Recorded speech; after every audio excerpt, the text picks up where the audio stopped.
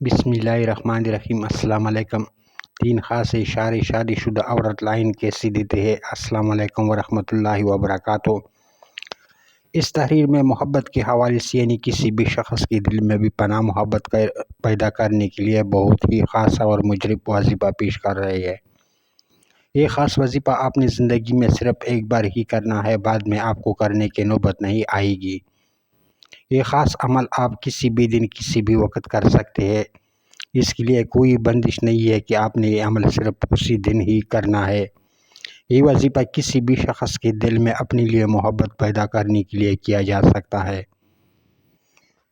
یہ بہت ہی کامیاب عمل ہے۔ اس عمل کو جس بھی ہماری بہن نے اور بھائی نے کیا ہے انہوں نے 100% کامیابی حاصل کی ہے۔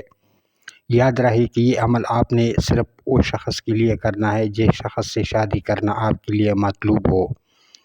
یعنی آپ وہ شخص سے شادی کرنا چاہتے ہو، کسی اور مقصد کے لیے اس عمل کو نہ کرے اور نہ ہی اس کی اجازت ہوگی۔ وظیفے کی برکت سے کسی بھی شخص کے دل میں اپنے لیے بھی پناہ محبت پیدا کی جا سکتی ہے۔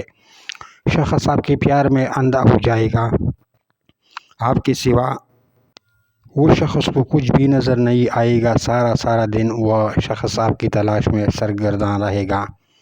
عمل کرنے کا طریقہ یہ ہے، کسی بھی نماز کے بعد یہ عمل کر سکتے ہیں۔ کرنا یہ ہے کہ کوئی بھی نماز پڑھنے کے بعد آپ نے جائے نماز پر بیٹھ جانا ہے، قبلہ کی طرف منہ کر کے۔ جو آپ کی پریشانی ہے، یعنی جس شخص کے دل میں آپ اپنے لیے محبت پیدا کرنا چاہ رہی ہے، اس کا تصور اپنے ذہن میں رکھ لیجئے اور پہلے 7 مرتبہ درود ابراہیمی پڑھ لیجئے۔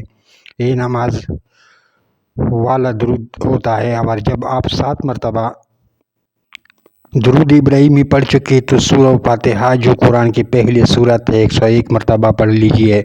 پھر آخر میں 7 مرتبہ درود ابراہیمی پڑھ کر آپ نے پھر اپنا نام، اپنی والدہ کا نام اور مطلوب کا نام اور اس کی والدہ کا نام لے کر اللہ پاک سے دعا کرنی ہے۔ اے اللہ کریم، اپنے محبوب کے صدقے سے مجھے میرا مطلوب عطا فرما دے، اور 3 مرتبہ اس دعا کو دہرانا ہے۔